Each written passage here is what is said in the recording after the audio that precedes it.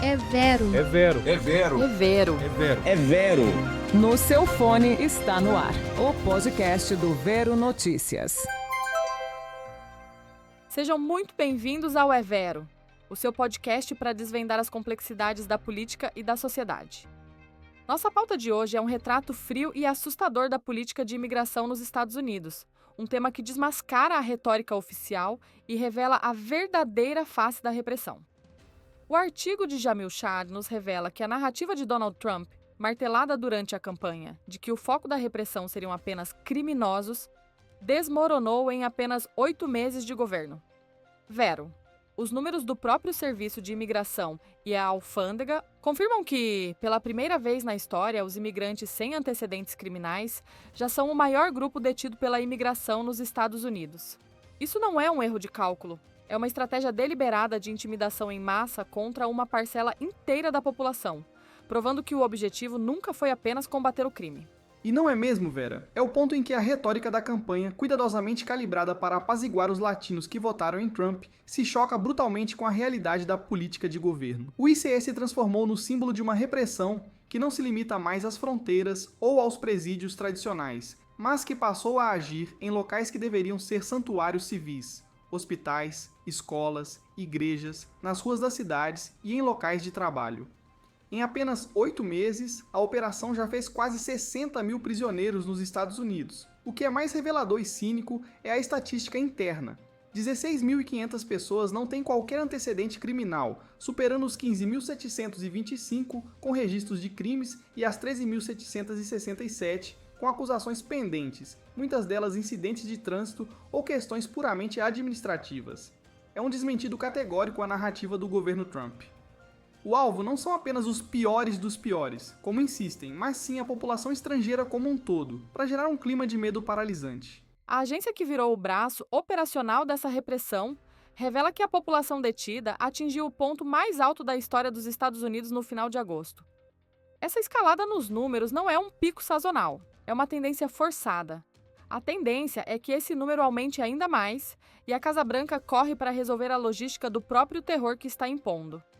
O artigo menciona que a falta de locais para onde enviar essas pessoas tem obrigado o governo a acelerar a construção de prisões com nomes sugestivos e até irônicos, como Alligator Alcatraz, Speedway Slammer, Cornhusker Clink e Louisiana Lockup. Essa expansão carcerária é o reflexo mais palpável de uma política que visa a detenção em massa e não a justiça seletiva. E essa necessidade desesperada por mais espaços de detenção é a prova de que a operação está muito aquém de ser cirúrgica.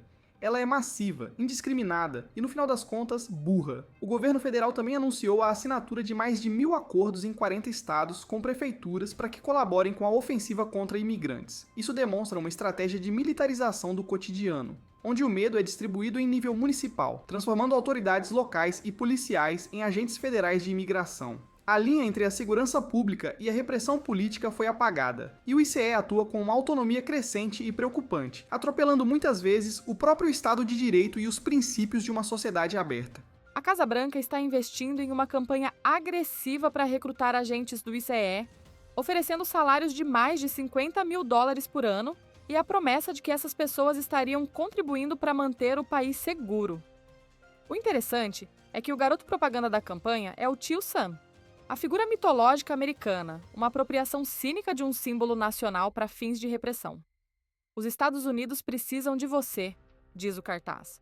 A América foi invadida por criminosos e predadores. Precisamos de você para expulsá-los. É um apelo direto ao medo e ao nacionalismo mais rasteiro.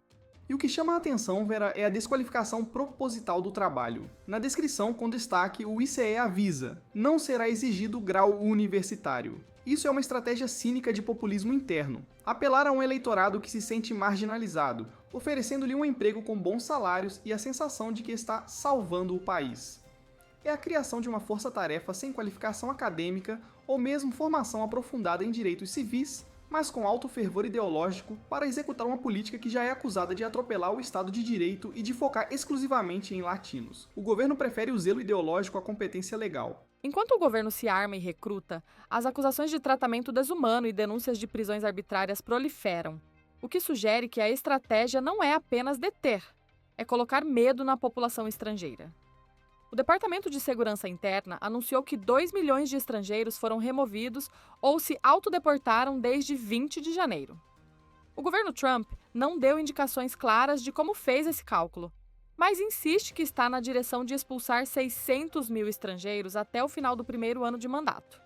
A tática da intimidação numérica é evidente, Vera. A secretária assistente Tricia McLaughlin afirmou que os números não mentem e que 2 milhões de estrangeiros foram removidos ou se deportaram em apenas 250 dias, provando que as políticas do presidente estão funcionando e tornando as comunidades americanas seguras. Mas a falta de transparência sobre como esse número de autodeportados foi calculado sugere que o objetivo principal é a propaganda e o terror psicológico.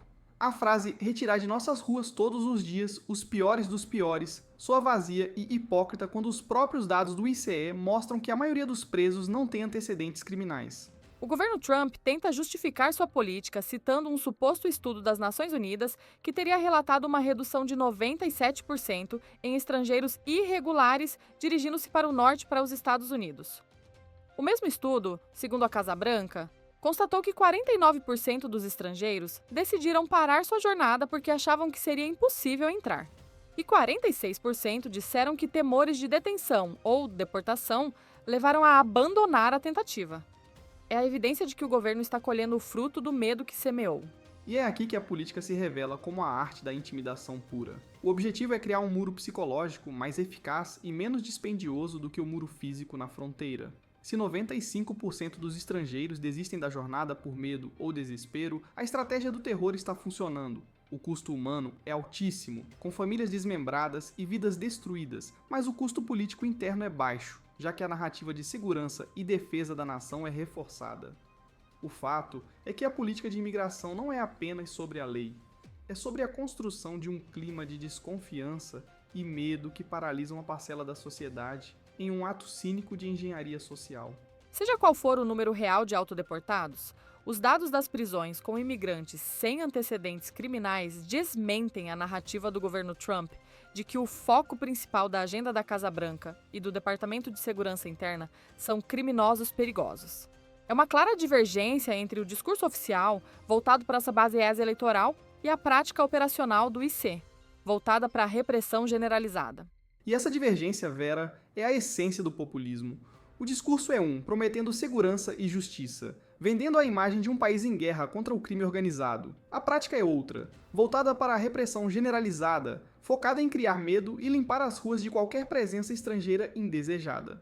Altíssimos funcionários do Departamento de Segurança, no início deste ano, orientaram o ICE a endurecer suas táticas e prender 3.000 pessoas por dia, ou 1 milhão por ano. Isso é uma meta numérica de repressão, e não uma meta de combate ao crime organizado, desmascarando a prioridade real do governo. A estratégia de focar em imigrantes sem antecedentes criminais tem um impacto direto e perverso na economia e na vida social das comunidades latinas nos Estados Unidos.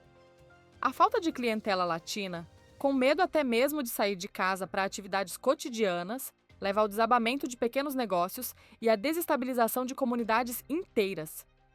A política de Trump não atinge apenas os ilegais. Ela atinge a todos que se parecem com o alvo, instalando um clima de paranoia e suspeita que é profundamente corrosivo para o tecido social.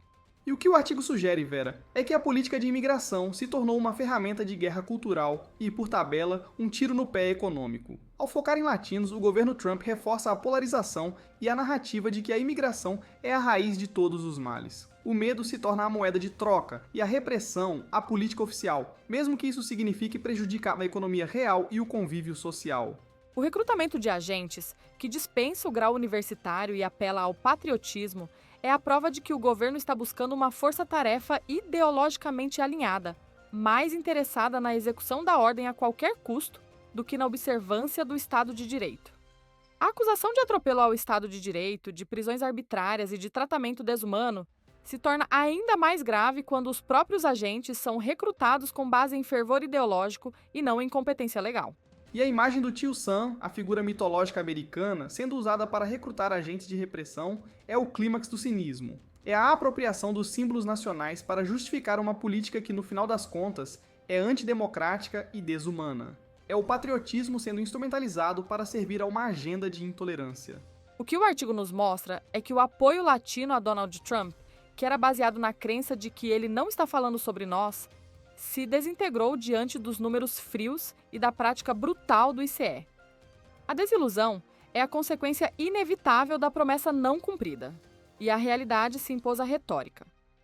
O custo político dessa traição à confiança pode ser alto para o Partido Republicano nas próximas eleições. E a ironia, Vera, é que a política de Trump, que prometeu fazer a América segura, está na verdade fazendo a América ser menos justa e mais polarizada. A luta pela segurança se transformou em uma guerra contra o estrangeiro, e o custo é a própria essência da democracia americana, que prega a liberdade e a igualdade. O que o artigo nos revela é que a política de imigração de Trump não é apenas sobre a lei. É sobre a construção de um clima de medo e de desconfiança que paralisa uma parcela da sociedade. A repressão seletiva, focada em latinos, é a prova de que a guerra cultural está em pleno andamento e o custo dessa guerra é a credibilidade do governo. E a nossa única certeza, Vera, é que a luta por uma democracia forte e por um mundo mais justo é uma luta que deve continuar, mesmo em meio ao caos. A história é implacável e as consequências da crise de imigração se manifestam na polarização que define os Estados Unidos de hoje. O populismo pode ser sedutor, mas a realidade da repressão é o que define o seu legado. E não se esqueçam, política e economia são nossos assuntos, a verdade, o nosso dever. E isso é Vero.